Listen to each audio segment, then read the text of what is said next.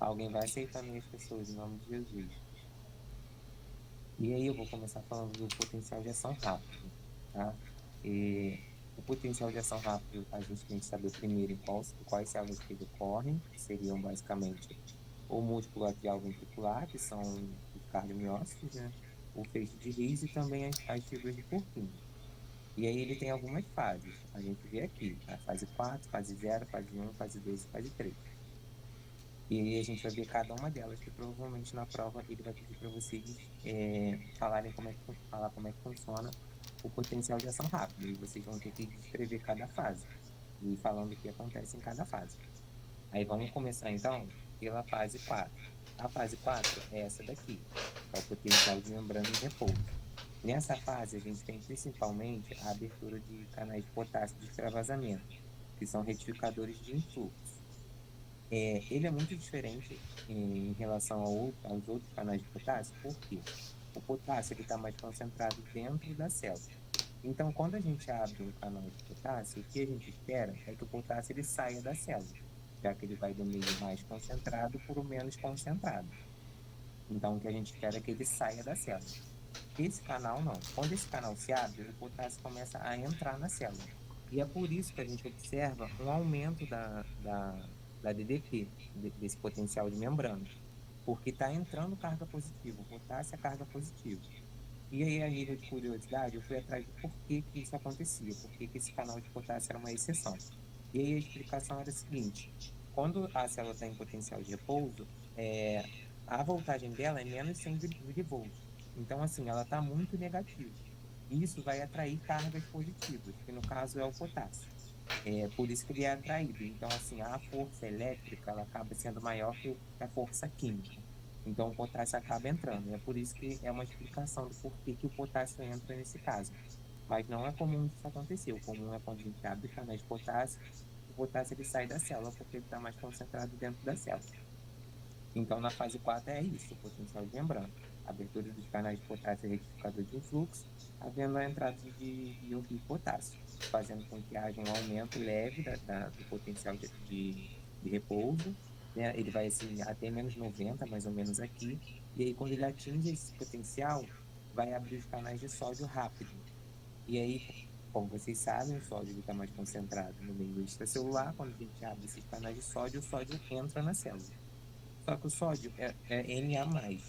Ele é Na+. Então, ele é uma carga positiva. E se está entrando carga positiva, o potencial dentro da célula, ele aumenta. E é por isso que a gente percebe isso aqui no gráfico. Um aumento de potencial, devido à entrada do íon sódio, que é positivo. Então, isso aqui é a despolarização, que é a fase 0. Acabei nem falando, mas é a despolarização. A gente falou da fase 4, agora a fase 0. E aí a gente vai para a fase 1. A fase 1, a gente chama de repolarização precoce, também repolarização transitória, enfim. Essa fase 1 ela é caracterizada pela abertura de canais de potássio tipo T. E aí é aquele rolê que eu falei, o potássio está mais concentrado dentro da célula. Quando a gente abre um canal de potássio, o potássio vai sair. Esse potássio é uma carga positiva. Ele está saindo da célula, então assim, está saindo carga positiva. Se está saindo coisa positiva, o potencial vai cair. E é isso aqui que a gente observa no gráfico realmente. Ó, o potencial estava aqui e ele cai, ó, em direção aqui. Ele caiu, ele estava aqui mais ou menos aqui 100 milivolts e veio para cá aqui mais ou menos, que seria 90 milivolts mais ou menos. E aí ele cai. Isso aí é a repolarização precoce transitória. E aí depois a gente segue para a fase 1 do potencial de ação rápida. A fase um não, perdão, a fase 2 que é a fase de platô. A fase um a gente acabou de falar. A fase 2 é essa daqui, que é a fase de platô. Platô significa mais ou menos estase, uma coisa assim equilibrada. E por que que isso acontece aqui nessa fase? Porque vai ter a abertura dos canais de potássio retificador retardado, que vai gerar essa corrente aqui KR, e também vai ter a abertura dos canais de cálcio, do tipo L. E aí, a gente lembra que o cálcio, ele está mais concentrado aonde? No meio extracelular. Então, vai estar entrando cálcio. O cálcio é K2+. Então, assim, a carga positiva. Tem carga positiva entrando. E aí, o potássio é carga positiva também. Só que o potássio ele está mais concentrado no meio intracelular. E aí ele sai. E aí está entrando carga positiva, que é o cálcio, e está saindo carga positiva, que é o potássio. Então vai ter um equilíbrio elétrico ali, porque assim, sai positivo e entra positivo.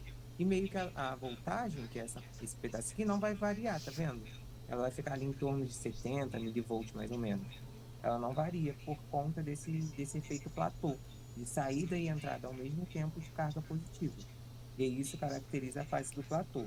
O Roberto gosta muito da fase do platô, de vocês explicarem o que acontece. E aí vocês têm que falar isso, que está saindo e entrando cargas positivas. E aí vocês falam do cálcio e do potássio. Aí vocês tentam dar uma enchida de linguiça, falar assim, no meio extracelular o cálcio é mais concentrado, então vai ter abertura de canais de cálcio tipo L, e aí esse cálcio, o íon cálcio, que é uma carga positiva, vai entrar na célula, e ao mesmo tempo vai ter abertura do canais de potássio retificado retardado. Como o potássio está mais concentrado no meio intracelular, quando a abertura desse canais de potássio vai sair, então como está havendo entrada e saída de cargas positivas, há também uma estase elétrica que caracteriza o platô. Vocês vão explicar mais ou menos assim. O princípio do platô, ele é fácil, né? É só na hora vocês tentar dar uma enchida de linguiça mesmo, para a resposta ficar mais bonitinha e mais completa possível. E aí a gente entra na última fase, que é a fase 3 de repolarização. E aí a gente observa aqui nessa fase o fechamento, né, desses canais de cálcio tipo L e a abertura de outros canais de potássio retificador retardado. E aí continua saindo potássio da célula. Então o potencial vai cair, porque o potássio é positivo, está saindo positivo. E aí o ciclo vai voltar tudo de novo na fase 4, com o potencial de repouso. Nessa parte que vocês ficaram com dúvida de potencial de ação rápido e lento, se alguém teve dúvida, pode abrir o microfone e falar, não tem problema não. Se tiver de boa, eu vou seguir. Eu não tenho como ler o chat. Na 4 é a abertura de canal para sódio lento, né? Não, a potássio. Na 4 é essa fase aqui, ó. Ah, tá. Não vai ter de sódio, vai ser só da 3 para depois. De sódio vai ser essa fase aqui, ó. Que é a despolarização. O sódio somente aqui, Tá bom. Tá, tá? entendi. E aí o sódio ele vai entrar na célula, porque ele está mais concentrado no meio extracelular, tá? Tá bom, obrigada. Vocês têm que ficar de olho muito nessa direção da onde vai o íon, entendeu? Vocês têm que lembrar na hora da prova onde é que ele está mais concentrado e para onde ele vai ir. E aí, com isso, vocês conseguem explicar a alteração da voltagem, entendeu? Vocês têm que ficar muito atento a isso, aonde o íon está mais concentrado. A única exceção infelizmente, esse canal de potássio retificador de influxo.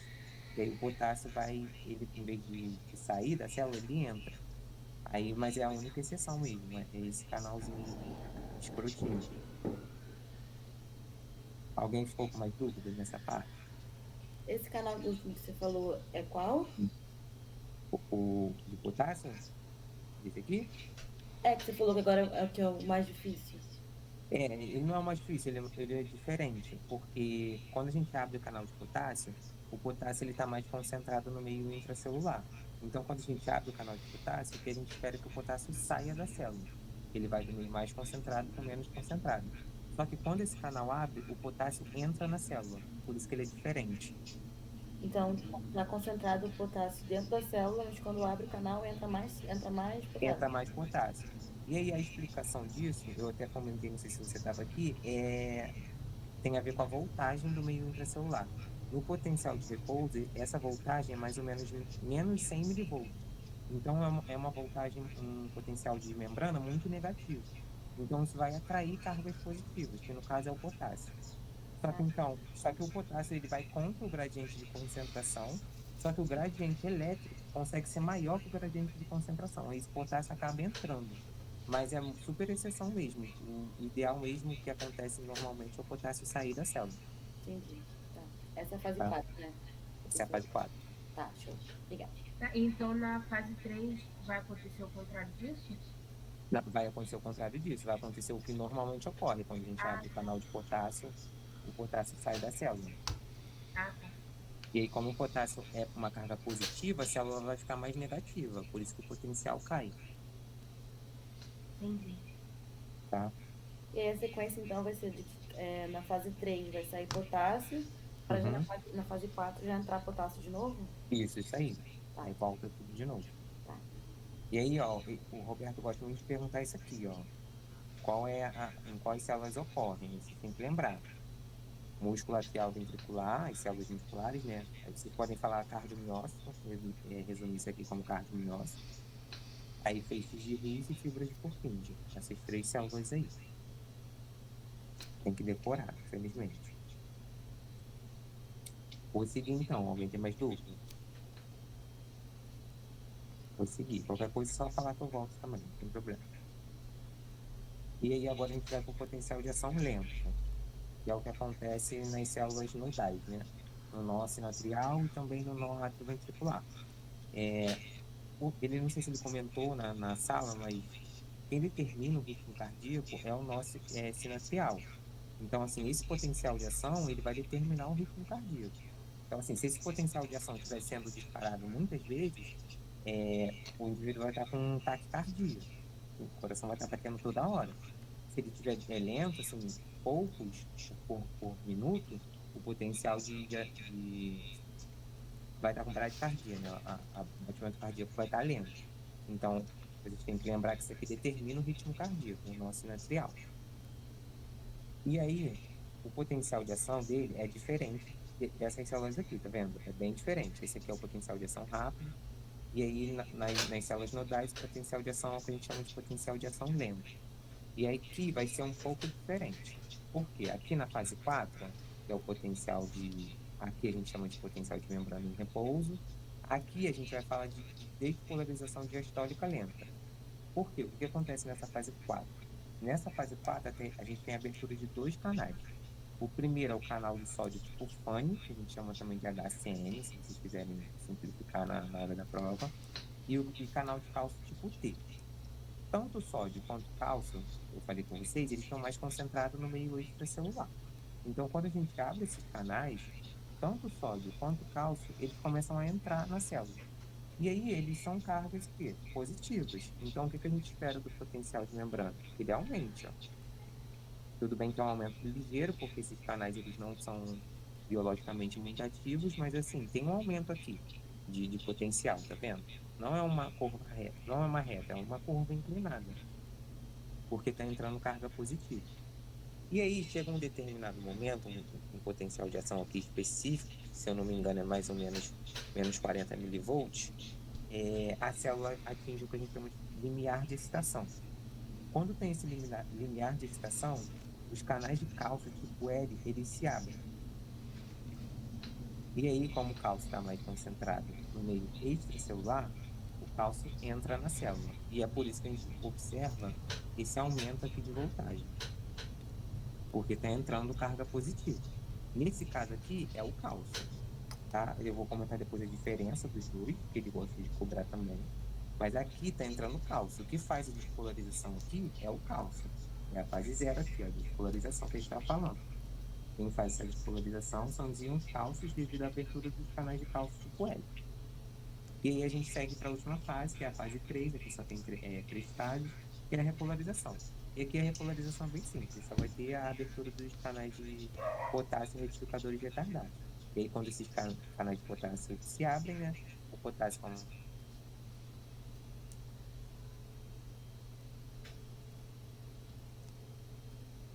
carga positiva, e ele está saindo da célula, o potencial cai. E aí a gente volta para a fase 4 de novo. E aí a gente destaca algumas diferenças entre o potencial de ação rápido e o potencial de ação lento. O primeiro é a fase 4. Vocês perceberam que aqui, quem determina esse aumento de voltagem são os canais de potássio retificador de influxo. E aqui são 2 canais. Os canais de sódio tipo FANE e os canais de cálcio tipo T. Esses 2 canais agem junto, né, para manter ali o potencial de repouso, que aqui a gente chama de despolarização diastólica lenta, tá? Então, essa é a primeira diferença, está na fase 4. A outra diferença está na fase de despolarização, que é a fase 0. Aqui, quem faz a despolarização é o sódio, tá vendo? Aqui é o sódio. Aqui, quem faz a despolarização é o cálcio. E o que determina isso é a abertura do canal. Aqui abre canal de cálcio, e aqui abre canal de sódio. Então, a despolarização vai ser de uma forma iônica diferente, né? Mas o princípio é o mesmo. Vai entrar carga positiva para aumentar a voltagem. É a mesma coisa. O que muda só é o íon. E a fase da repolarização é a mesma coisa. Aqui não vai ter o platô, também é uma diferença importante. Vocês têm que destacar isso, se ele perguntar na prova. No potencial de ação lento não tem fase de platô. Mas a repolarização é mais ou menos a mesma coisa. Vai ter só abertura de canais de potássio retificador retardado. E aqui também. É a mesma coisa. Vocês ficaram com dúvida nessa parte de potencialização lenta? Podem falar, não tem problema não.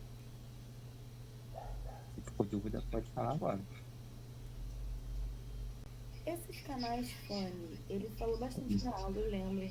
Mas Uhum. eu hoje tenho um pouco de dúvida, fico um pouco confusa de Tá. relevância assim, que é exatamente.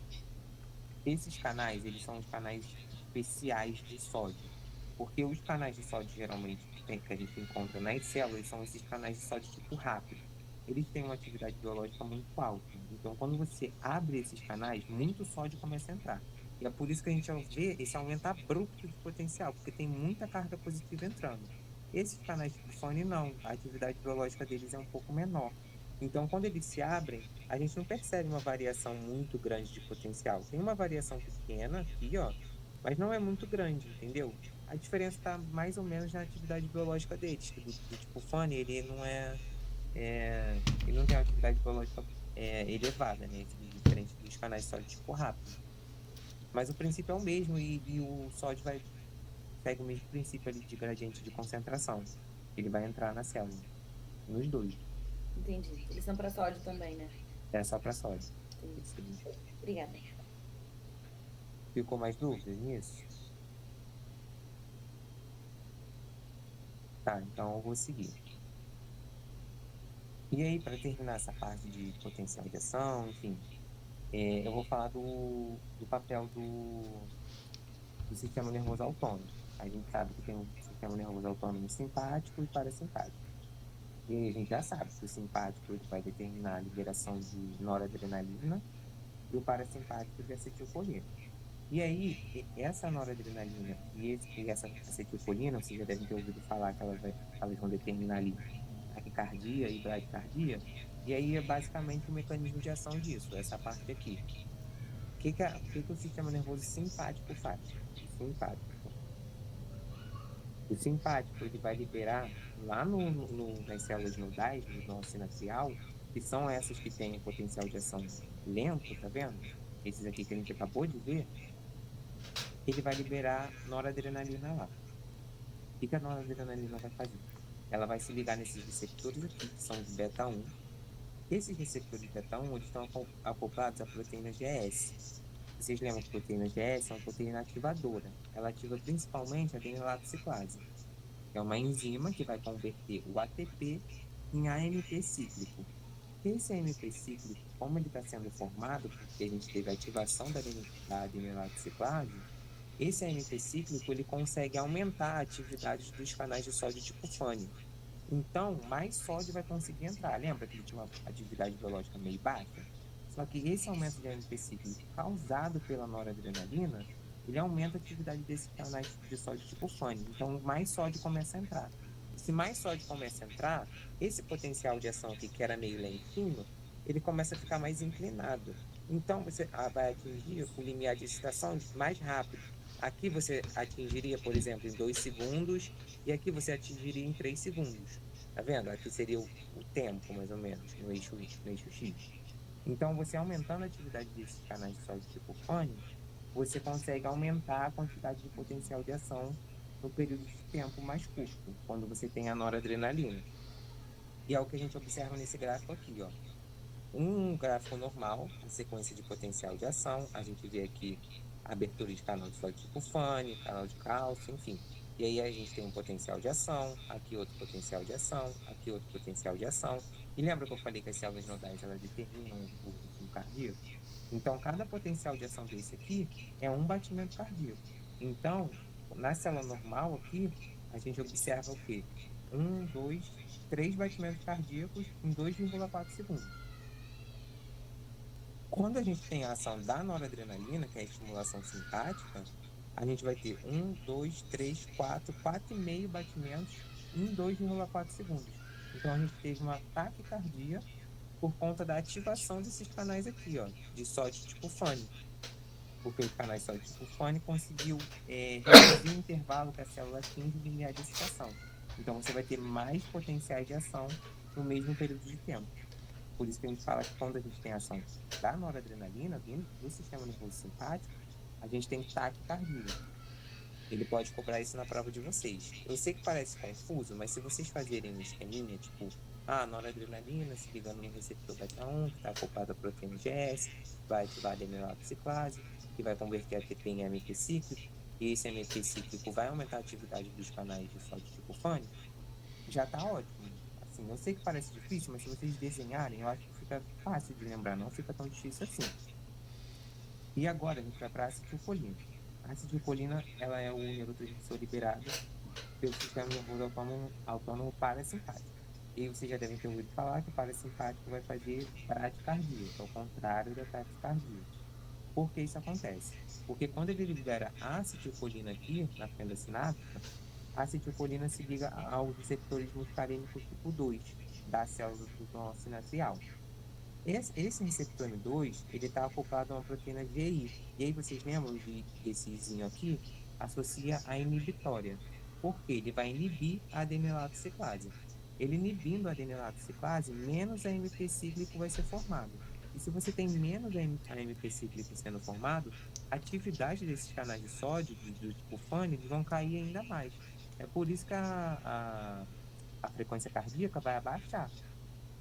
É basicamente o contrário da adrenalina, entendeu? Vocês só precisam lembrar que aqui tem proteína GI que é inibitória, e ela inibe isso aqui. É basicamente isso. Vocês têm dúvida nessa parte de sistema nervoso simpático e parasimpático? Na frequência cardíaca? Só para ver se eu entendi. Pode falar. Noradrenalina vai conectar é receptor B1, né? Isso, beta-1, isso aí. E aí, quando conectar no beta-1 que vai liberar o GS. O GS que vai agir no fone. O GS, na verdade, ele age na adenilatociclase. Ah, tá. E aí a adenilatociclase converte o ATP em AMP cíclico. Aí o AMP cíclico que age no canal do sódio fone. Ah, tá. É meio que uma cascata de reação, uma coisa puxa a outra. Tem mais dúvida nessa parte? Se tiver, vocês podem falar, não tem problema não. Então, eu vou seguir para o diagrama de pressão-volume, que é outra coisa que eles gostam de cobrar. O que eles gostam de cobrar mesmo nessa parte é esse gráfico aqui. As alterações de pré-carga, pós-carga e contratividade. Eu mandei para vocês, eu lembro, antes da prova, um vídeo de 7 minutos explicando isso aqui. E realmente caiu na prova no dia seguinte. Eu ainda tenho esse vídeo. Eu acho que eu expliquei muito bem lá e eu vou mandar para vocês no grupo. Então, nessa parte aqui, eu vou tentar explicar só o diagrama pressão-volume e falar as bolhas, né, que eles gostam de cobrar, tanto a B1 quanto a B2, quando ocorre, né? Então, vamos começar falando desse ciclo pressão-volume. Eu vou começar pelo ponto A. Como é um ciclo, não tem começo, não tem meio, não tem fim, é um ciclo. Eu vou escolher aqui o ponto A para começar. Esse volume sistólico final eu vou falar quando eu der a volta no ciclo, eu volto e falo dele. No A aqui, a gente tem a abertura da válvula mitral. A válvula mitral é aquela que está entre o átrio esquerdo e o ventrículo esquerdo. Aqui, ó, no eixo X, é o volume do ventrículo esquerdo. Então, quando essa válvula ela abre, o sangue que está no átrio esquerdo, ele vai descer para o ventrículo esquerdo. E aí, o volume do ventrículo, ele vai aumentar. Tá vendo? O volume aqui está de 50 ml no ar e passa aqui para cá depois para mais ou menos 120 ml. Então, esse aumento de volume, que a gente chama de preenchimento, né, período de preenchimento, foi causado pela abertura da válvula mitral, que determinou a saída do sangue do átrio esquerdo para o ventrículo esquerdo. E aí o volume dentro do ventrículo esquerdo aumentou.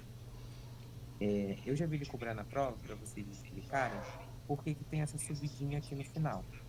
E aí, essa subidinha, se eles perguntarem, vocês decorem que essa subidinha acontece quando tem a contração do átrio esquerdo. Porque o sangue ele vai descer do átrio esquerdo para o ventrículo esquerdo meio que de forma passiva.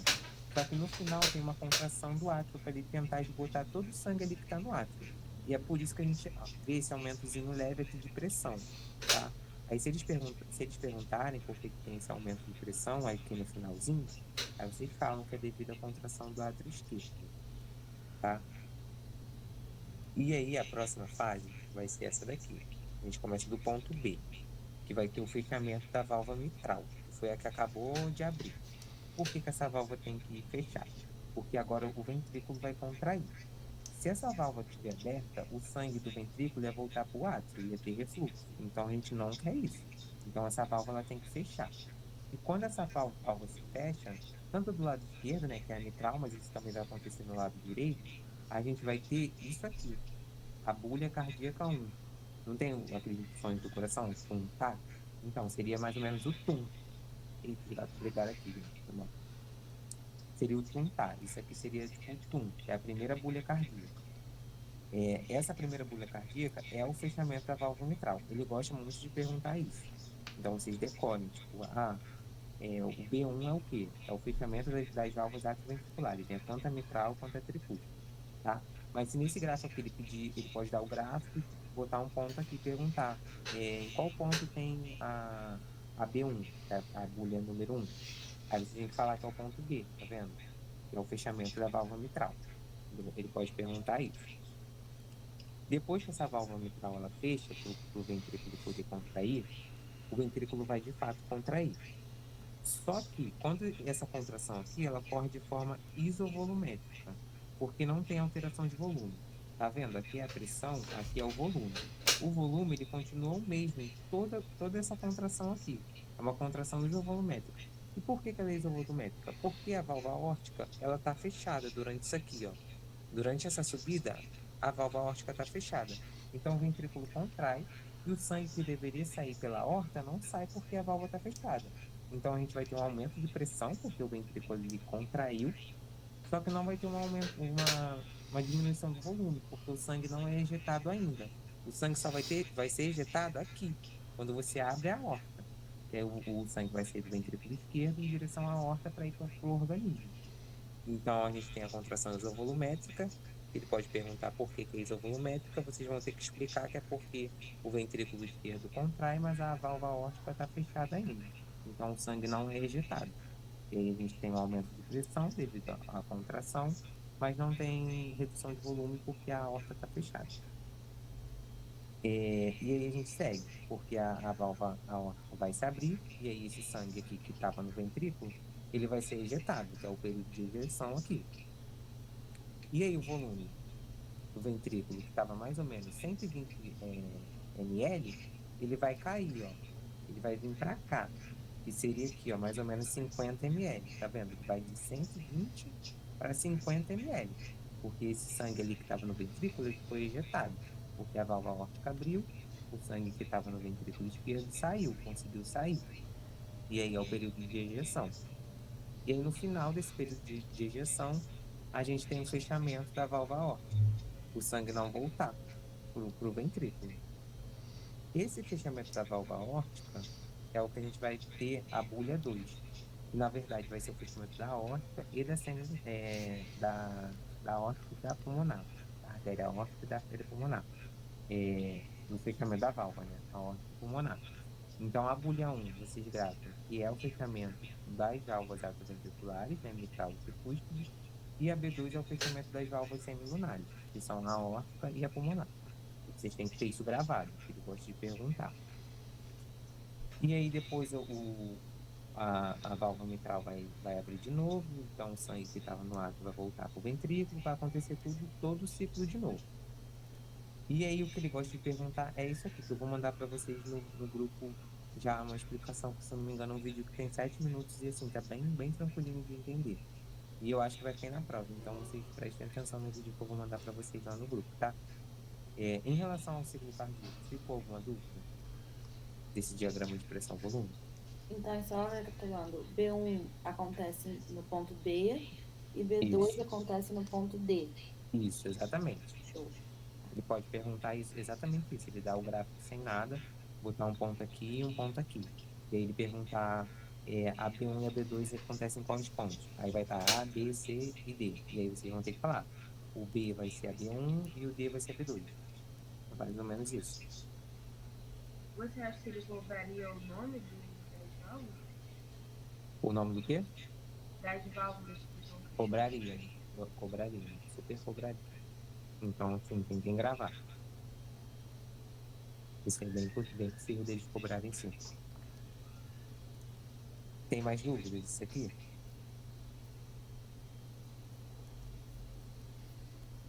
Então, eu vou seguir. Qualquer coisa vocês me mandem lá. Eu vou mandar o vídeo para vocês.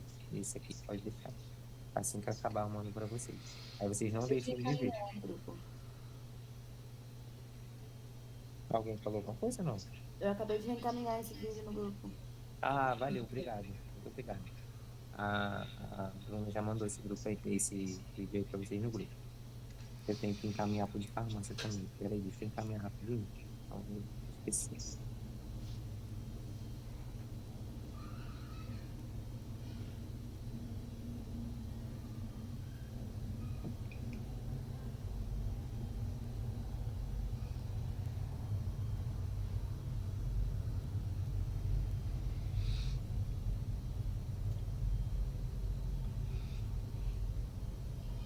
Eu encaminhei para o grupo da farmácia também. Depois vocês deem uma olhada nesse vídeo aí. Tem só 7 minutos só. E aí é bem provável de cair, gente. Isso aqui vocês não deixem de ver. Então a gente vai seguir para a regulação da pressão arterial. A gente fechou então o gráfico de pressão volume também eletrofisiologia cardíaca, que eu acho que vai cair isso aqui, né? Ele não vai fugir disso aqui. Sistema nervoso autônomo simpático e parasimpático na determinação da frequência cardíaca é importante também. Então tentem gravar isso. Uma dúvida E- rapidinho, Hum, se possível. No primeiro gráfico que você botou de um gráfico, aí você falou assim, onde que acontece? Aí fecho de Ries, tá aqui. músculo atrioventricular e fibra de Uhum. Purkinje. O segundo, ele acontece onde? São nas células nodais, tanto no nó sinoatrial como no nó atrioventricular. Ah, tá, são nesses mesmos, nesses nódulos. Tá, show. Só nesses dois. E eu acho muito que eles vão cobrar a diferença, gente. Então, assim, dá uma focada na diferença de um para o outro, entendeu? Pode ser que eles cobrem para vocês, tipo, explique o potencial de ação rápida. Pode acontecer. Mas eu acho que eles devem cobrar mais a diferença entre um e outro. Ele gosta também do platô também, enfim. Deem uma olhada nesses dois, que com certeza vai estar na prova. Vou seguir, então, para a regulação da pressão arterial. Quando a gente fala de regulação da pressão arterial, a gente fala principalmente de baroreflexo, é o principal deles. E aí, para explicar o baroreflexo, eu fiz um esqueminha aqui que eu achei melhor que o do professor. Aí eu vou usar o meu esqueminha. Peraí. Foi esse aqui. Para explicar o baroreflexo. O que é o baroreflexo? Tá compartilhando ainda? Nem sei. Como consegue, né? Tá Tá sim. sim. Beleza. O que é o baroreflexo? Quando a gente tem aumento da pressão arterial, a gente tem alguns mecanismos intrínsecos do corpo para compensar esse aumento. Para assim, aumentou, então vamos fazer alguma coisa para diminuir. O baroreflexo é mais ou menos isso aí. Por quê? Lá no coração, a gente tem a aorta e também tem o seio carotídeo. Tanto na aorta quanto no seio carotídeo, a gente vai ter essas estruturas aqui, que são os baroreceptores. Aqui e aqui. Então, a gente tem baroreceptores carotídeos e baroreceptores aórticos. O baroreceptor aórtico, ele é inervado pelo nervo vago.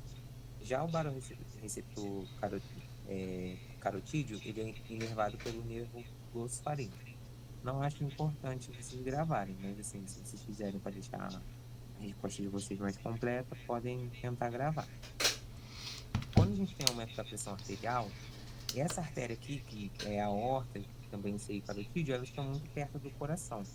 Então, quando o coração tem um aumento de pressão, essa pressão meio que é transmitida para esses vasos. E aí esses vasos começam a se estirar, porque assim, o sangue está saindo com muita pressão. Então, a parede do vaso ela vai tender a dar uma dilatada. A gente fala que tem um estiramento da parede dos vasos. E esses baroreceptores, eles são sensíveis a esse estiramento, esse aumento, essa dilatação devido à pressão grande ali do sangue saindo do coração. E aí, quando esses vasos eles estiram, eles vão ativar esses baroreceptores. E aí, esses baroreceptores, eles vão sofrer uma despolarização, né? Um potencial de ação. E esse potencial de ação, ele vai ser transmitido lá para o sistema nervoso central. E aí, se o baroreceptor aórtico for ativado, vai ser via nervo vago. Se o baroreceptor carotídeo for ativado, vai ser via nervo glossofaríngeo. Mas os dois vão combinar lá no núcleo do trato solitário no inseto, tá? Os dois vão levar essa informação lá para o NTS do inseto. Vocês podem usar a sigla, tá? Vocês não precisam usar o nome todo, não. E aí, essa despolarização, que é mandada pelo nervo vago e pelo glossofaríngeo no NTS, vai fazer com que o NTS ative o CVLN. Esse CVLN, ele vai aumentar o tônus vagal. O tônus vagal está relacionado ao aumento da atividade parasimpática. Lembra que o parasimpático diminui a frequência cardíaca, que a gente viu? Então, ele vai reduzir a frequência cardíaca. Outra função do CVLN vai ser inibir o RVLN. E por que isso é importante?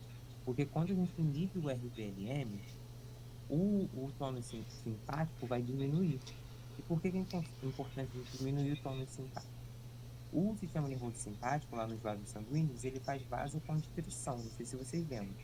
E aí, essa vasoconstrição, ela aumenta a resistência vascular periférica, que eu abreviei aqui como RVP. Esse aumento de resistência vascular periférica aumentaria a pressão. Então, por isso que o CVLM inibe o RVLN, e aí o RVLN inibido, ele consegue inibir o sistema nervoso simpático. Então, essa resistência vascular periférica, que é determinada pelo simpático, vai estar inibida. Então, você consegue reduzir a pressão arterial, porque você reduz a resistência vascular periférica. Além disso, o sistema simpático, ele também diminui o débito sistólico. Então, é importante que ele esteja inibido, porque a frequência cardíaca reduzida pelo tônus vagal e também o débito sistólico reduzido pela inativação do simpático vai determinar um decréscimo do débito cardíaco. E aí, o débito cardíaco baixo, somado à resistência vascular periférica baixa, vai determinar uma redução de pressão arterial, que é justamente o que a gente quer converter no fim das contas, porque teve um aumento de pressão arterial aqui. E aí, o baroreflexo é mais ou menos isso. Vocês explicarem esse circuitinho aí, que começou com um aumento de pressão arterial, foi detectado pelos barorreceptores aórticos e carotídeos, e aí eles vão levar a informação para o núcleo do trato solitário, e aí o NTS ativa o CVLM, que vai inibir o RVLM, que vai diminuir a atividade simpática. Aí, diminuindo a atividade simpática, a gente tem redução da resistência vascular periférica. Isso vai determinar uma queda de pressão arterial.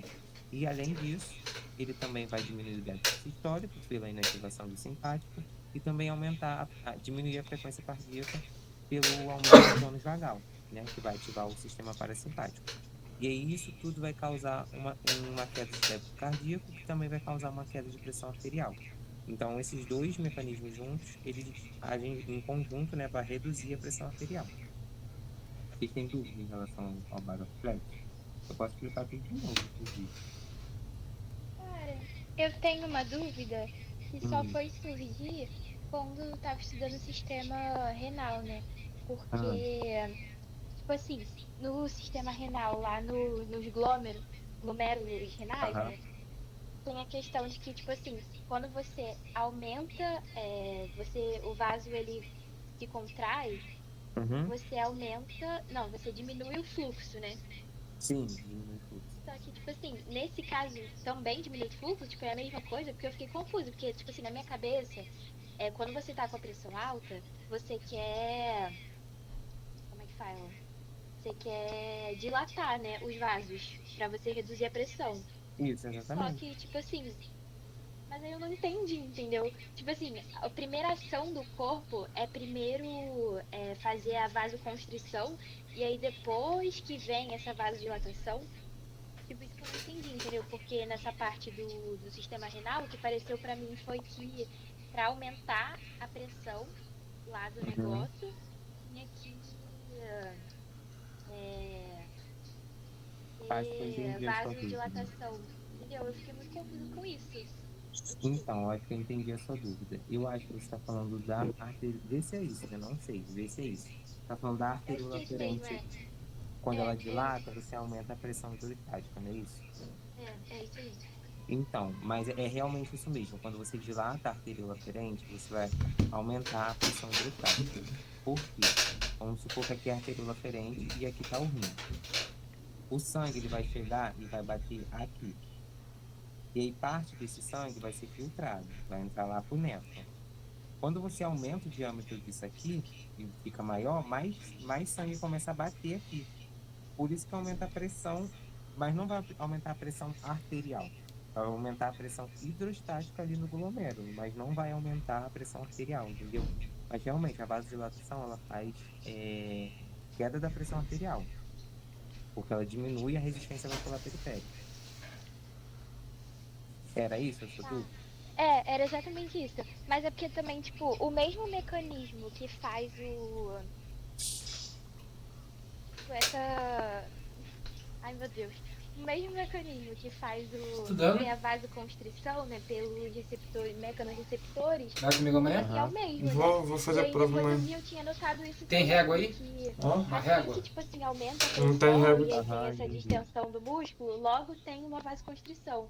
E aí eu não sei se eu anotei na minha cabeça ou se eu confundi tudo, entendeu? Entendi, entendi. Mas, tipo, tenta gravar que aqui, nessa parte aqui, ignora um pouco da a pressão lá hidrostática e a vasoconstrição ela aumenta a resistência vascular periférica e isso faz aumentar a pressão arterial. É por isso que aqui no barorreflexo a gente tem que inibir o tônus simpático, para ele poder parar de contrair os vasos periféricos e aí você reduz a resistência vascular periférica para reduzir a pressão arterial. Essa parte você tem que gravar assim, mas realmente fica um pouco confuso, porque quando chega lá, parece que quando contrai, quando dilata a aferente, a pressão aumenta, mas não é bem assim, não. Tá, entendi então. Obrigada. Nada. Mas alguém tem dúvida disso aqui? De baroreflexo? Um pouco Isso aqui vai cair com certeza, gente. Então, assim, podem falar qualquer dúvida que vocês tiverem. eu fico um pouco de dúvida nessa parte do baroreceptor, Hum, baro, baroreflexo, perdão. aham, Mas eu também sempre fico com um pouco de dúvida nessa parte que ela falou, de pressão, volume e vasoconstrição, vasodilatação. Eu lembro que na aula ele usou o exemplo da mangueira, né? Quando a mangueira, quando você bota ali o dedo na frente, enfim, quando a mangueira ela tá mais, a mangueira de aham. água, ou quando ela tá menorzinha, a pressão é maior e o fluxo, eu fico confusa nessa parte do fluxo. O fluxo ele é Então, maior ou menor com vasoconstrição e vasodilatação? Fico com muita dúvida nessa parte. então, eu já entendi onde vocês estão confundindo. Vocês estão confundindo lá no negócio do rim. Aqui não tem nada a ver com rim. Mas eu vou explicar esse rolê da mangueira aí. Eu acho que eu entendi o que ele quis dizer. Pera aí, eu vou fazer uma nova nota. Mas aí, tipo, essa matéria não tem nada a ver com essa aqui, entendeu? Mas vai cair provavelmente na parte do Marcelo. É. Eu acho que eu entendi a sua dúvida, porque eu tinha ficado com essa mesma dúvida. Tipo assim, quando você tem a vasoconstrição, você tem menos raio, né, na artéria. Uhum, Então uhum, você tem menos fluxo passando ali. Só que essa questão do fluxo, ela não vai interferir tanto para essa questão assim. Ela vai interferir mais lá no rim, porque, tipo, quanto maior o fluxo, maior exatamente. a taxa de negócio e tal. Só que ali, tipo assim, quando você tá com por exemplo, você tá com uma hemorragia, então você Aham, tem pouco sangue no corpo, né? Quando sim, você tá com uma hemorragia, o que você precisa fazer é ter vasoconstrição, justamente para sim, você ter uma pressão maior, né? Porque você tem aham, menos coisa circulando, né? E você então tem menos fluxo, né? E aí você precisa perfeito. ter a vasoconstrição. E aí isso Uhum, acontece, né? Quando tem a vasoconstrição, o raio diminui, é menos fluxo, E quando Uhum. tá com uma maior sangue, etc., tem a vasodilatação e aí o fluxo é maior. Só que essa parada do fluxo, ela só vai ser mais necessária, assim, saber nessa parte do néfron, né? Fora Exatamente isso. isso, é É mais outra coisa, né? Perfeito. exatamente isso. Quando a gente está falando de vasos sanguíneos periféricos, a gente não está falando do néfron lá, da arteríola aferente e eferente. Quando a gente contrai esses vasos, o fluxo ali vai ficar menor e vai ter uma resistência maior de passar. Sabe quando a mangueira está sem água e a gente bota o dedo tapando parte do diâmetro dela, a água começa a ir mais longe? Exatamente isso, a pressão aumenta ali. E é isso que a gente quer fazer quando a gente diminui o raio. Você dificulta o líquido a passar, só que ele vai passar com uma pressão maior. É isso que a gente quer fazer quando a gente faz vasoconstrição periférica. A gente quer aumentar a pressão. Então, a gente aumenta a pressão, aumentando a resistência vascular. E como a gente aumenta a resistência vascular? Fazendo vasoconstrição. Exatamente isso. Lá no rim, eu vou criar uma nota aqui para explicar para vocês o rolê do rim. O que que acontece? Pior, cara, Que que- era mais nessa dúvida mesmo de vasos periféricos, que eu tinha na dúvida, assim, pode explicar a parte do rim, mas o que eu mais Ah, tinha então dúvida eu mesmo falo no era... final a parte do rim, então. Oi? Eu falo no final a parte do rim, então. Tá. Mas a minha dúvida era mais nessa parte de vaso periférico, porque eu tinha essa falsa impressão de que na mangueira, né, quando você diminui o Uhum. raio, a pressão sai mais forte e a impressão que me dá é que o fluxo sai maior, tá Não, saindo não mais é. água, mas na verdade não, é a pressão que tá mais forte A e pressão que está maior, exatamente. não sai O mais fluxo água, diminui. menos água, o fluxo é menor. É, exatamente. A Entendi. única, tipo, o que acontece de diferente, que eu acho que vocês estão confundindo, é quando tem contração da arteríola eferente. Isso vai aumentar o fluxo sanguíneo renal. Isso confunde vocês, realmente. Mas é uma exceção da arteríola eferente. E quem faz isso é o sistema nervoso, o sistema renina-angiotensina-aldosterona. A angiotensina 2 ela faz vasoconstrição da arteríola eferente. E isso aumenta o fluxo sanguíneo renal. E aí, geralmente, a gente usa a analogia da mangueira para explicar isso. Mas isso não tem nada a ver com os vasos sanguíneos periféricos, entendeu? Quando a gente tem vasoconstrição de vaso sanguíneo periférico, a gente tem aumento de pressão arterial. E vasodilatação de vaso sanguíneo periférico, a gente vai ter queda da pressão arterial. Vocês têm que lembrar do periférico, nessa questão aqui do barorreflexo, né? Lembra somente do periférico, esquece o renal, nessa parte aqui, Tá, Show, show, entendi. beleza. Você vai explicar beleza? essa parte Esquece o renal, da esquece. angiotensina? Oi, o que que você perguntou? Você vai explicar também essa parte do sistema Vou explicar sim, vou renina-angiotensina. explicar sim, Gratidão. tá? Mais alguém tem dúvida no barorreflexo? Então, eu vou seguir. Vou falar agora do sistema renina-angiotensina-aldosterona. O que que ele vai fazer para aumentar a pressão?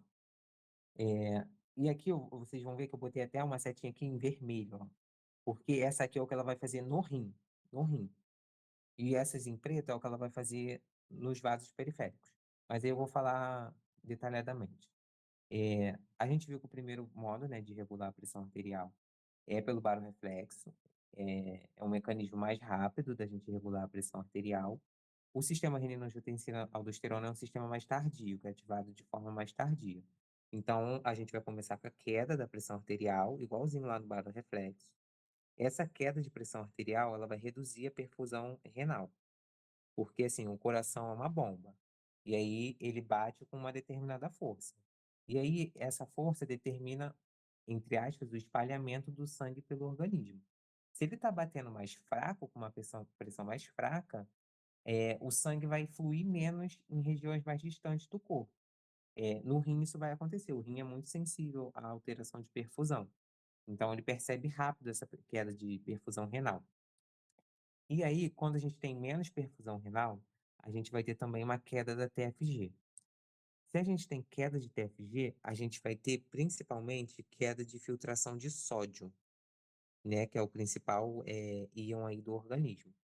E aí essa queda da concentração de sódio chegando ali no túbulo contorcido proximal, ela é percebida por esse aparelho aqui, o aparelho justaglomerular.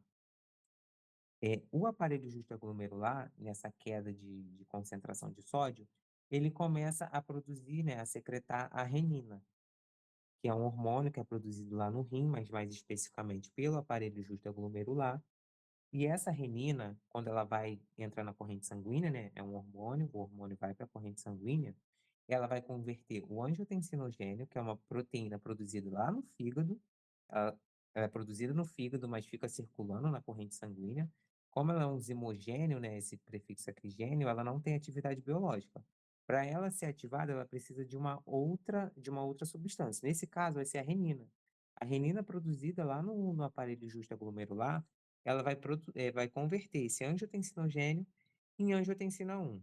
Só que a angiotensina 1, ela também não tem uma atividade biológica muito boa. Então, essa angiotensina 1, ela precisa passar no pulmão e também no rim, que lá nessas estruturas a gente vai ter a presença dessa enzima aqui, que é a ECA, a enzima conversora de angiotensina, que ela vai converter a angiotensina 1 em angiotensina 2. E aí, a angiotensina 2 é a que tem a atividade biológica que a gente está esperando. E qual a atividade biológica que a gente está esperando? O aumento da pressão arterial, porque ela caiu aqui. Então, a gente quer que ela aumente. E aí a angiotensina 2 vai ter algumas funções. A primeira delas, que eu acho que é a principal, é estimular a secreção de aldosterona lá no córtex da adrenal. Lá no córtex da adrenal, a gente tem algumas zonas lá e aí produzem mineralocorticoide, glicocorticoides, enfim. A aldosterona é um mineralocorticoide que é estimulada pela angiotensina 2. Aí a angiotensina 2 foi produzida aqui, ela vai para a corrente sanguínea, vai se ligar em receptores lá do córtex da adrenal, que vai começar a secretar a aldosterona. E o que que a aldosterona faz? A aldosterona ela tem receptores lá no túbulo contorcido distal, principalmente, e aí ela vai determinar o aumento da expressão desses canais aqui, ó, desses canais. Principalmente o ENaC. O ENaC é um canal de sódio específico que tem lá no túbulo contorcido distal. Então, a aldosterona aumenta a expressão desse canal lá no túbulo contorcido distal. Mas também vai aumentar a bomba de sódio e potássio, também vai aumentar canais de potássio do tipo RONC. São coisas assim secundárias. Se vocês forem lembrar, lembra do ENaC, que a aldosterona aumenta a expressão de canais ENaC no túbulo contorcido distal. Esses canais ENaC, eles fazem a reabsorção de sódio. E qual é o intuito deles fazerem a reabsorção de sódio? O sódio, ele é um íon que ele tem um potencial que a gente chama de higroscópico muito forte. Então, quando a gente reabsorve sódio, a gente reabsorve junto dele água também. Então, a ideia aqui da reabsorção de sódio é você reabsorver água junto. Porque quando você reabsorve água, você consegue aumentar a volemia. Aí vocês têm que lembrar que aumento de volemia vai determinar o quê? Aumento de pressão arterial, que é o que a gente quer, porque a pressão arterial aqui caiu. A gente começou com uma pressão arterial baixa. Então, quando a gente reabsorve sódio e, consequentemente, água, a gente aumenta a volemia, que vai aumentar a pressão arterial. Esse é um dos papéis da angiotensina 2. O segundo papel da angiotensina 2 é estimular a secreção de ADH lá no hipotálamo. O ADH, ou vasopressina, é a mesma coisa, é um hormônio produzido lá no hipotálamo. E qual o papel dele nessa coisa de aumentar a pressão arterial? Ele aumenta a inserção de aquaporinas tipo 2 lá na membrana apical das células principais do túbulo contorcido distal e também do ducto coletor. Trocando údos por miúdos, ele acrescenta canais de água, né, para fazer reabsorção de água no túbulo contorcido distal e também no ducto coletor. E aí você aumentando a reabsorção de água, você vai aumentar a volemia e vai aumentar a pressão arterial. É o mesmo rolê daqui. Aumenta a quantidade de água, aumenta a volemia, aumenta a pressão arterial. Para compensar a queda que teve aqui, tá vendo? E aí, o outro papel, um papel direto também da angiotensina 2, é lá nos vasos sanguíneos no geral. Aí que tá vendo? Aqui é os vasos sanguíneos no geral. A angiotensina 2 ela tem receptor nos vasos sanguíneos periféricos e ela consegue fazer vasoconstrição deles. Quando a gente tem vasoconstrição periférica, aumenta, né, a resistência vascular periférica e isso aumenta a pressão arterial. Esse é o rolê da periférica. Só que aqui ela tem uma ação secundária, que eu marquei aqui com vocês nessa setinha pontilhada em vermelho. Por quê?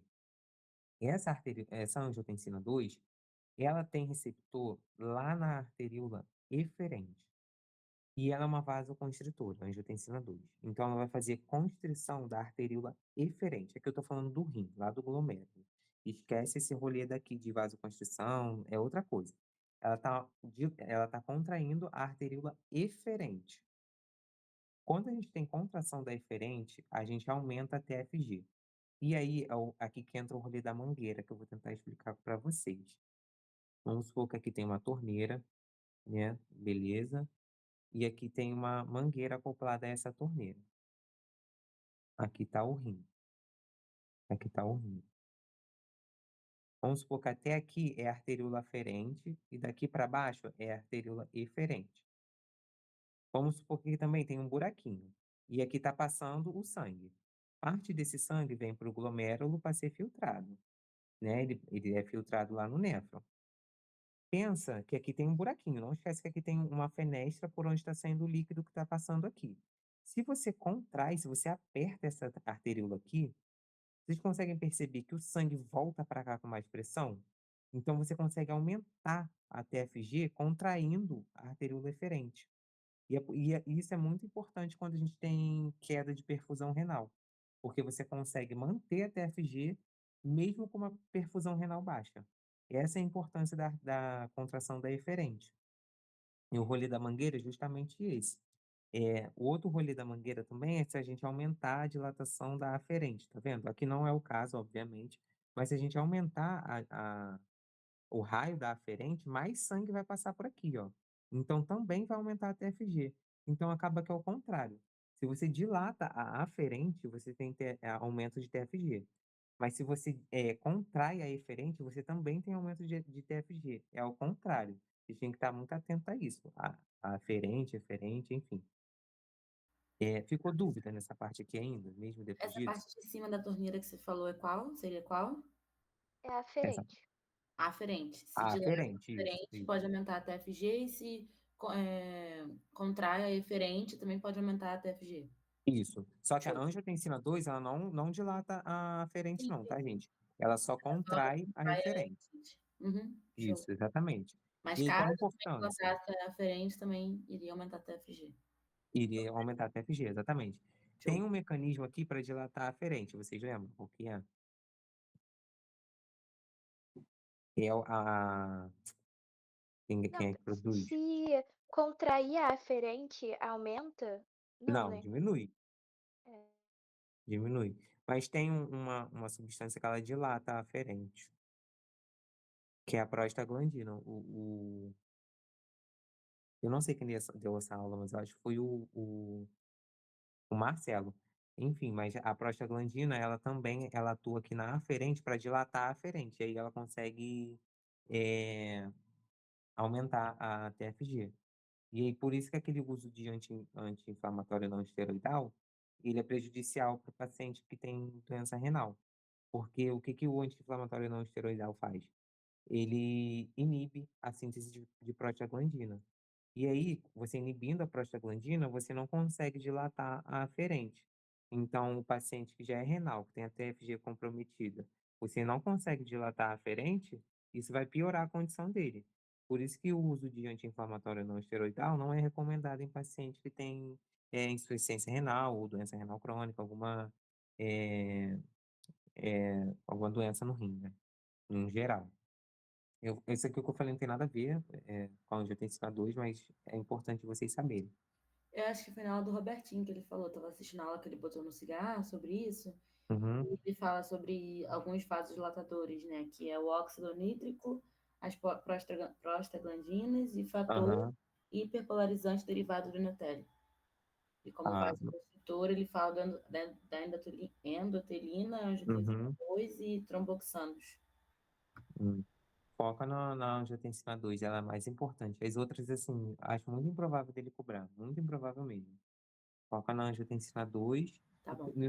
para regular a pressão arterial, vocês têm que lembrar de angiotensina 2 e sistema renina-angiotensina-aldosterona, que são os principais, Show. esses dois.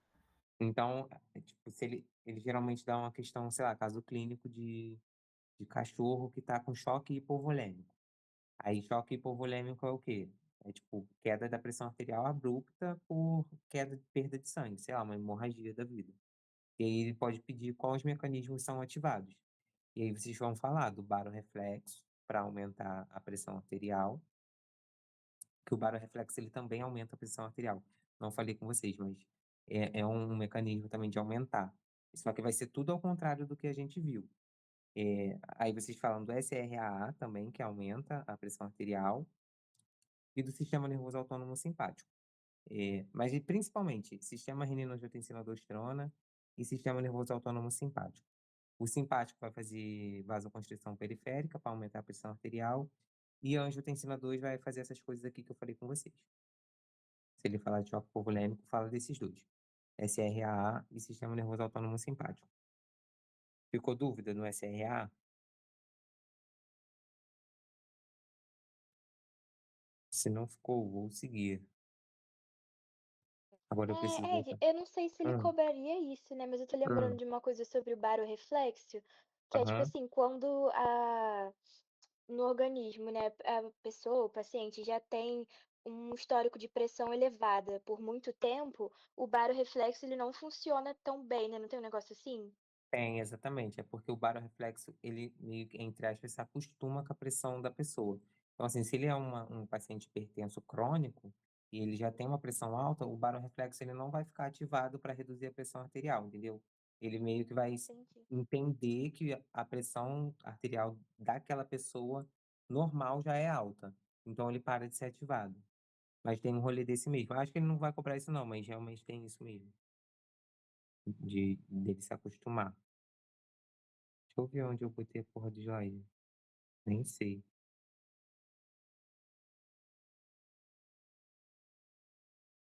Eu acho que eu falo de outra coisa antes, peraí. Tenho medo de abrir o WhatsApp antes. Hum. Tá, foi barorreflexo, SRAA. E agora a gente vai para o quimiorreflexo. Vocês chegaram a estudar quimiorreflexo? Acho legalzinho. Vou começar o quimiorreflexo. Se ficou dúvida em relação a alguma coisa anterior, vocês podem me falar que eu volto depois, não tem problema não. Não tem hora para acabar também não. É, o quimiorreflexo. Quimiorreflexo segue o mesmo princípio, entre aspas, ali do barorreflexo, né? Que vão ser estruturas que vão estar presentes também no arco aórtico e no seio carotídeo, essas estruturas amarelas aqui, que vão detectar, só que eles não vão detectar estiramento de vaso. Eles vão detectar principalmente essas coisas aqui, ó. Pressão de oxigênio, pressão de gás carbônico e o pH do sangue que está passando ali. Vamos supor que o indivíduo ele está com hipóxia, né? Ele está com uma queda de pressão de oxigênio no sangue. Vocês podem trocar essa pressão de oxigênio no sangue por concentração de oxigênio, por exemplo. Ah, tá com oxigenação baixa no sangue. Quando esse sangue pouco oxigenado ele passa aqui no seio carotídeo e no arco aórtico com pouco oxigênio, esses quimiorreceptores, tanto carotídeos quanto aórticos, eles vão se ativar. Eles vão sofrer um potencial de ação. E aí esse potencial de ação vai via nervo vago e também glossofaríngeo, né, lá para o bulbo cefalorraquidiano. Eu estou falando do periférico, tá, gente? É porque tem o central também. Esse aqui é o periférico. Depois eu vou falar do central. Então, só para recapitular, no arco aórtico e no seio carotídeo, a gente tem os quimiorreceptores que vão detectar pressão de oxigênio, pressão de gás carbônico e também o pH do sangue. Se algum desses parâmetros estiverem fora ali do que é esperado, esses quimiorreceptores eles se ativam. E aí eles sofrem uma despolarização. Essa despolarização, ela segue via nervo vago e nervo glossofaríngeo lá para o bulbo cefalorraquidiano. E aí, esse bulbo, ele vai ativar o NTS. Ele vai fazer duas coisas, né? Ele tem uma repercussão tanto cardíaca quanto pulmonar. Vou falar da pulmonar logo. Então, o bulbo, quando a gente tem, né, esse quimiorreflexo ativado, é, e o nervo glossofaríngeo leva a informação lá para o bulbo determina o aumento da ventilação pulmonar. E qual é o sentido disso? Quando você aumenta a ventilação, né, você fica ofegante, você consegue captar mais oxigênio. lembra que a pressão de oxigênio estava baixa. Então, você capta mais oxigênio quando você aumenta a ventilação. Esse é um dos papéis do quimiorreflexo periférico. Só que ele também, além da repercussão pulmonar, ele também tem uma repercussão cardíaca, que vai estar relacionado ao sistema nervoso simpático. Por quê? Quando a gente percebe, né, quando o bulbo percebe essa baixa, né, de pressão de oxigênio, ele vai ativar o NTS. E aí o NTS inibe o CVLM, e aí o CVLM ativa o RVLM. O RVLM, ele aumenta o tônus simpático, e aí o tônus simpático vai fazer algumas coisas. Ele vai aumentar a resistência vascular periférica, aumentar a frequência cardíaca e aumentar o débito sistólico. E isso tudo aumenta a pressão arterial. E qual é o intuito disso? Você conseguir aumentar a perfusão do sangue. Eu sei que isso é estranho, parece que, tipo, mas o vaso está contraído, vai perfundir mais. Mas por que que o sangue vai perfundir mais? Porque os vasos eles estão contraídos, então a pressão está muito alta. Então você consegue ejetar o sangue com muito mais força.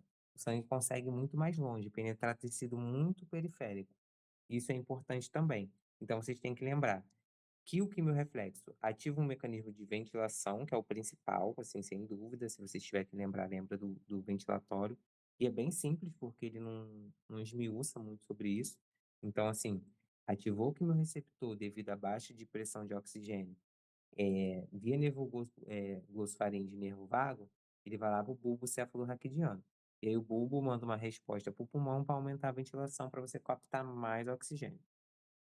E aí, se conseguir lembrar, lembra também que tem um efeito aí cardiovascular, para aumentar a pressão arterial, para você conseguir bombear o sangue para mais órgãos, né? Devido à pressão maior. Só que além do CO2, ele também detecta aumento da pressão de oxigênio. Mas a resposta vai ser exatamente a mesma, aumentar a ventilação. Porque a ventilação, além de você captar mais oxigênio, você também elimina mais gás carbônico. Isso é super importante para você eliminar esse gás carbônico que está alto aqui no sangue arterial. A gente sabe que o sangue arterial ele tem que ser rico em oxigênio e não CO2. Se tem muito CO2, se a pressão de CO2 está alta, os quimioreceptores eles vão se ativar. E aí vai ser o mesmo mecanismo. Via nervo vago, nervo glossofaríngeo, eles vão lá para o bulbo, para aumentar a ventilação pulmonar e com isso a pessoa conseguir eliminar esse gás carbônico, tá? Vai ser a mesma coisa. O pH ele é muito pouco, o, o periférico, né? Ele é muito pouco sensível à alteração de pH, né? A concentração de H+, mas eu coloquei aqui para vocês citarem lá na hora que também tem, né? Ele também detecta aumento da concentração de H+, ou seja, diminuição do pH do sangue. Mas é muito pouco assim. O principal mesmo é o CO2 e a pressão de O2. Só que vocês têm que ficar atentos, ele vai detectar queda de O2 e aumento de CO2. Então, não, contar para vocês não trocarem. Ficou dúvida nesse quimiorreflexo periférico? Vocês têm dúvida disso? Então, eu vou seguir para o central. O central ele vai ocorrer lá no sistema nervoso central. E aí, lá no sistema nervoso central, a gente tem um capilar encefálico e a gente vai ter essa membrana aqui, que é a barreira hematocefálica, né, que é formada pela parede do capilar aqui e por essa estrutura aqui, que ela não é fenestrada. Então, assim, ela não permite a passagem de quase nada, mas ela permite a passagem de CO2. Então, se a pressão de CO2 arterial estiver alta, e esse capilar encefálico aqui passar por aqui com uma pressão de CO2 alta, esse CO2 começa a se difundir para o interstício, que no caso seria o líquor, né? A gente está falando de sistema nervoso central. E aí lá no líquor, tem água lá no líquor. Esse CO2, ele vai reagir com a água, formando ácido carbônico. E aí o ácido carbônico vai se dissociar em HCO3-, que é o bicarbonato, e o H+. E aí o aumento desse H+ aqui, que é detectado pelos quimiorreceptores centrais. E aí esses quimiorreceptores centrais, eles vão mandar uma sinalização para o bulbo para gerar uma resposta de hiperventilação, para você remover esse CO2 do sangue aqui. Porque o líquor só ficou ácido, só aumentou o pH por conta desse CO2 que está vindo do sangue. Então, tem uma resposta ali para hiperventilação, para você poder eliminar esse CO2. Que aí você eliminando esse CO2, você consegue reduzir esse H+ aqui também. E aí o quimiorreflexo central, ele é principalmente, então, ele detecta principalmente variação de pH, diferente do quimiorreflexo periférico. E a variação do pH não é tão importante, a gente está falando principalmente de variação de pressão de O2 e também de CO2. Essa é a diferença entre eles dois. E um é central, o outro é periférico também, é outra diferença. Ficou dúvida nesse quimiorreflexo central e periférico? Ele gosta de perguntar também, tipo, é importante vocês citarem na resposta, que essas células, esses quimiorreceptores, a gente chama de células glomais também. Ele gosta desse nome, né? Aí, se vocês forem botar na resposta de vocês, botem lá, células glomais, sei lá, alguma coisa assim. Então, vou avançar. Ninguém tem dúvida nisso aqui, não? De quimiorreflexo? Vou avançar, então. Eu acho que já acabou, porque não, tem então, esse mecanismo de quimiorreflexo, a gente falou do macro, que acontece a nível macro, né. E aí ele pode cobrar o que acontece a nível micro, tipo, o que está acontecendo ali a nível molecular, para desencadear essa resposta. E o que que vai acontecer? Lembra que a baixa pressão de CO2 no sangue vai ativar os quimiorreceptores periféricos. Os quimiorreceptores periféricos, ali, eles estão principalmente ali nas células glomais, tanto do arco aórtico quanto do seio carotídeo. E aí essa baixa pressão de oxigênio ativa esses quimiorreceptores, e aí esses quimiorreceptores, eles fecham os canais de potássio. O potássio ele está mais concentrado dentro da célula, então o que ele faz é sair da célula. Só que quando você fecha esses canais, o potássio ele começa a se acumular dentro da célula. O potássio é a carga positiva, então a célula vai fazer o quê? Despolarizar, tá? É o mesmo rolê de quando entra sódio, que é uma carga positiva, a célula despolariza. Aqui, a despolarização vai acontecer porque tem carga positiva deixando de sair. Não é que está entrando carga positiva, mas tem carga positiva deixando de sair, porque o canal de potássio fechou. E aí a célula vai despolarizar. A célula despolarizando, ela vai ativar alguns canais de cálcio que são voltagem dependente. Então, a célula despolariza, esses canais de cálcio voltagem dependente se abrem, e como o cálcio é um íon que está mais concentrado no meio extracelular, ele vai entrar dentro da célula. E aí, esse aumento da concentração de cálcio intracelular, ele promove a exocitose desses neurotransmissores que contém ali sinalizadores lá para o nervo vago e glossofaríngeo. E aí o potencial de ação segue lá para o nervo vago e glossofaríngeo, lá para o NTS, entendeu? Isso aqui é meio que o que ocorre a nível molecular. Não acho tão importante, acho mais importante vocês gravarem a fase anterior, né? Essa queda de pressão de oxigênio, queda de pressão queda de pH, aumento da pressão de CO2.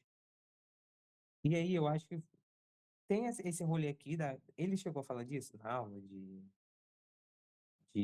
aclimatização? Eu botei aqui, mas eu não acho nem importante. Eu botei mais por desencargo de Não. consciência. Caiu na prova de vocês isso? Eu acho mó desnecessário. Eu vou nem comentar, que eu acho que vai informação à toa na cabeça de vocês, entendeu? Vou terminar aqui no quimiorreflexo, que a gente viu central e periférico, e vou tentar fazer uma revisão de tudo mais rápido do que a gente viu, tá? A gente começou falando do potencial de ação rápido, e vocês têm que lembrar das fases, né? São 5 fases: fase 4, fase 0, fase 1, fase 2, fase 3.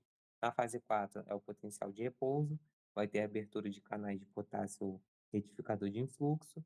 Então, o potássio, ele vai, em vez de ele sair da célula, né, ele vai entrar. Isso vai determinar um aumento da voltagem, né? E aí a gente tem a fase 0, né? Quando há a abertura dos canais de sódio do tipo rápido. Então, muito sódio começa a entrar na célula, vai determinar um pico aqui, né, do aumento da voltagem da membrana. Depois a gente tem a fase 1, que é a repolarização precoce, que vai ter abertura de canais de potássio transitório, ali, que a gente chama de transitório. Depois tem a fase de platô, que tem abertura tanto de canal de cálcio tipo L, tanto de canal de potássio retificador retardado. E aí vai ter um contrafluxo, né? Porque está entrando potássio, está saindo, está entrando cálcio, está saindo potássio. Então, vai ter uma estase elétrica ali, né? Por conta de saída e entrada ao mesmo tempo de carga positiva. Depois tem a fase 3, que é a repolarização tardia. Vai ser caracterizada pela abertura de canais de potássio retificador retardado. E depois o ciclo volta ali para potencial de membrana. Depois a gente falou do potencial de ação lento. Lembrem as células, tá? Que acontecem. Não deixem de lembrar, de decorar. O potencial de ação lento, a gente só tem 3 fases. A fase 4, que é a despolarização diastólica lenta, vai ser caracterizada pela abertura de canais de sódio tipo FANE, canais de cálcio tipo T, e ambos vão promover um influxo tanto de sódio quanto de cálcio, que vai desencadear esse aumento de voltagem, porque está entrando carga positiva. E aí, quando a célula atinge o limiar de excitação, vai ter a abertura dos canais de cálcio tipo L, e aí isso vai determinar o influxo de cálcio. E aí, esse influxo de cálcio, como ele é maior, né, a atividade biológica dele é maior, a gente tem um influxo muito grande, por isso que tem um aumento de voltagem muito rápido, muito elevado. E aí, quando as células chegam em mais ou menos 30 milivolts por aí, esses canais se fecham e abrem os canais de potássio retificador retardado para fazer a repolarização. Mais ou menos isso aí. Depois a gente falou do sistema nervoso autônomo simpático e parasimpático, que é mais basicamente cascata de reação. O simpático ele libera noradrenalina, e a noradrenalina ela se liga em receptores beta-1 das células nodais do coração, e aí o beta-1 está acoplado à proteína GS, então quando a noradrenalina se liga, ela ativa a proteína GS, a proteína GS ativa a adenilato-ciclase, a adenilato-ciclase converte ATP em AMP cíclico, e o aumento do AMP cíclico aumenta a atividade dos canais de sódio do tipo FANE. E isso vai aumentar a frequência cardíaca, porque o limiar de excitação vai ser alcançado de forma mais rápida, porque você aumenta a quantidade de sódio entrando na célula. Então, assim, o tempo para você conseguir despolarizar vai ser menor. Aqui, por exemplo, vamos supor que teve um tempo de, sei lá, vou chutar aqui, 2 segundos. Aí, em vermelho, ó, que tem a noradrenalina, durou só esse intervalo de tempo aqui, que sei lá, 1 segundo. Você reduziu. Então, você consegue fazer mais potencial de ação no mesmo intervalo de tempo. A acetilcolina vai ser justamente ao contrário, pelo parasimpático, vai ter inibição da adenilatoxiclase, que vai reduzir a atividade do canal de sódio tipo FANE. Aqui é importante vocês lembrarem que o ponto A e o ponto D são as bolhas, né? Aqui é a B1 e aqui é a B2, e lembrar qual é a válvula que está sendo fechada. Na B1 são as atrioventriculares, né, que é a mitral e a tricúspide, e na B2 as válvulas que estão sendo fechadas são as semilunares, que são a aorta e a pulmonar. Vocês têm que lembrar disso. Isso aqui eu mandei o vídeo lá para vocês verem, dar uma olhada, não deixem de ver. Regulação da pressão arterial, baroreflexo, sistema renina-angiotensina-aldosterona. Se puderem dar uma olhada também no sistema nervoso autônomo, simpático e parasimpático, mas é basicamente lembrar de vasoconstrição periférica do simpático e vasodilatação periférica do parasimpático. Um vai aumentar a pressão arterial, o outro vai diminuir a pressão arterial. É basicamente lembrar disso que dá para vocês desenrolarem na hora da prova. E aí, baroreflexo a gente falou, sistema renina-angiotensina também, e o quimorreflexo a gente falou. Essas são as coisas que o Marcelo falou, que o Roberto falou que vai cair na prova dele, tá? Então vocês têm que estar muito seguros disso aqui. Se vocês têm dúvida em relação a alguma coisa, eu volto, não tem problema. Eu não tenho horário. Se vocês tiverem dúvida em qualquer coisa. Tudo que ele colocou lá naquela listinha é o que você explicou aqui? Não entendi, fala de novo, deu uma abafada, acho que tá com o dedo no microfone. Tudo que ele colocou na lista aqui dos tópicos do que ia cair na optativa é o que você explicou aqui? Aham. Tá. O Marcelo, gente, eu vou olhar aqui o que que sobrou, que vai ser a prova do Marcelo. Eu vou tentar falar com vocês, né, o que que é mais provável de cair. Sobrou aqui para o Marcelo. Controle da ventilação. No controle da ventilação, acho que ele vai cobrar aquele gráfico lá da curva de dissociação da hemoglobina. Tem um vídeo muito bom no YouTube de uma menina, que eu, se eu não me engano, tem 17 minutos esse vídeo. É muito bom, eu vou mandar para vocês. Caiu na prova e quase ninguém acertou, porque as pessoas não estudaram respiratório. Mas eu acho que ele vai cobrar a mesma coisa, que é a curva de dissociação da hemoglobina. Eu vou procurar esse vídeo e vou mandar para vocês. Não deixem de ver, porque realmente eu acho que vai cair isso de novo. Deixa eu ver. No de vocês tem regulação do peso corporal, que eu tô vendo da farmácia. Da farmácia eu sei que tem. Tem. Tem, não tem? Então, em regulação do peso corporal, ele deve cobrar provavelmente secreção, síntese ou secreção, alguma coisa assim, da insulina. Ele deve cobrar algo relacionado à insulina. Não acho que ele vai entrar muito no glucagon ou em qualquer outra coisa. Ele pode entrar também na questão da biorexisna e anorexisna, mas eu acho que isso aí, vocês são safos, já disse? Estão de boa. Eu acho que é de boa esse assunto, entendeu? De biorexia. Mas se ele for cobrar, gente, foca na secreção e síntese de insulina, que eu acho que ele deve cobrar É, alguma coisa tipo, disso. nos tópicos que ele encaminhou, não tinha regulação do peso corporal, não. Então, eu acho que esse é o da farmácia, só tem na da farmácia que ele pediu para incluir um. É, tem regulação da pressão arterial, só. A gente E falou de desse. sistema Então, lá qual que da, tá da faltando? Você, P1, você tá em grupo aberto aí? O, tenho. Eletrofisiologia cardíaca, você já é do falou, símbolo Roberto. cardíaco, regulação Uhum, da pressão arterial, aí fisiologia da reprodução feminina, aham, equilíbrio ácido-base, que é do Marcelo, né? aham, Regulação hidroeletrolítica, controle da ventilação e secreções e motilidade do trato gastrointestinal. tá. No equilíbrio ácido-base, gente, tentem ver, principalmente, sistema tampão, tampão bicarbonato do sangue.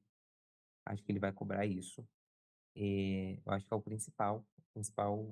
foco da aula dele é nisso, em tampão bicarbonato. Mas ele também pode cobrar coisas sobre acidose e alcalose respiratória. Então, vocês têm que dar uma olhadinha nisso aí. Não tenta ver pelo slide dele, que vocês vão demorar muito tempo. Mete um chat GPT da vida, alguma coisa assim. Entendeu? Alguma coisa que seja mais rápido para vocês tentarem pelo menos fisgar algum ponto, porque eu não sei se vai ser de marcar X, se vai ser de escrever. Acho que se for de escrever, dá uma olhada no chat GPT, entendeu? E é isso. Regulação hidroeletrolítica, ele deve falar, ele pode falar de muita coisa, é muita coisa mesmo. Mas ele pode falar do sistema renina-angiotensina-aldosterona ali fazendo a constrição da eferente, né? Vocês têm que lembrar disso, da constrição da eferente para aumentar a TFG.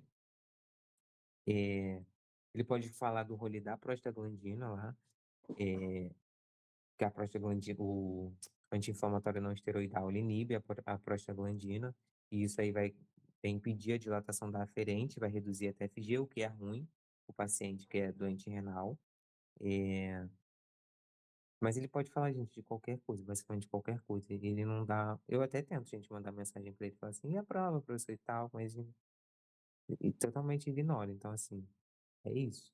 De secreção, gente, foca nas secreções gástricas e principalmente também do uso de anti-inflamatório não esteroidal, causando úlcera, né, que vai causar gastrite. Eu acho que vai cair isso. Eu acho muito fortemente que vai cair isso.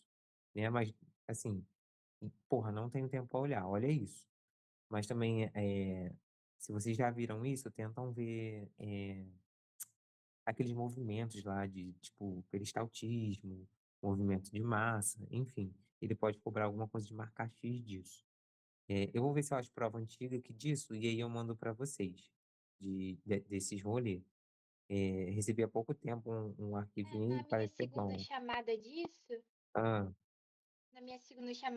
eu lembro que ele pediu de motilidade, ele pediu exatamente para falar, tipo assim, o que que acontecia, né? Quais eram as secreções, enfim, que uhum, participavam lá do negócio e como que acontecia a motilidade, né? Que hora que tinha o peristaltismo, essas coisas assim. Ele pediu para explicar exatamente tudo isso na minha segunda porra, chamada, né? Que normalmente eles fazem mais difícil. pegou pesado mesmo. Acho que na primeira chamada eu acho que ele cobrou o rolê do. É. Eu não lembro se foi para veterinário ou para farmácia, que ele cobrou o rolê anti-inflamatório não esteroidal, fazendo gastrite. Eu acho que é uma questão boa, assim, dele cobrar na optativa. Então, assim, não deixem de ver. Eu acho que é isso, gente. Vocês têm mais alguma dúvida, alguma coisa, algum comentário, qualquer E coisa? na reprodução feminina, o que você acha que pode Ah, ser na cobrado? reprodução feminina, ele deve cobrar ou o feedback, controle, né, de feedback de, de FSH, de LH. Tipo, vocês têm que saber a função de cada um deles, entendeu? Uhum. Entender o ciclo ovariano, entender que tem uma fase folicular, entender que tem uma fase lútea, o que que acontece na fase folicular, o que que acontece na fase lútea. Eu acho o reprodutor feminino um sistema muito difícil mesmo, de, tipo, eu até fiquei surpreso quando eles falaram que ia cobrar na optativa. Mas tentem focar, tentem entender, tipo, aquela alça de inibição é importante, tipo, de GNRH, liberando FSH e LH, que vai lá no ovário fazer as coisas que tem que fazer, e aí quando tem progesterona, enfim, vocês deem uma olhada em tudo disso. Foquem no ciclo menstrual, não foquem nas outras coisas, não. Foquem no ciclo menstrual. Eu acho que é o mais provável de cair. Vocês têm mais algum comentário, alguma coisa para acrescentar?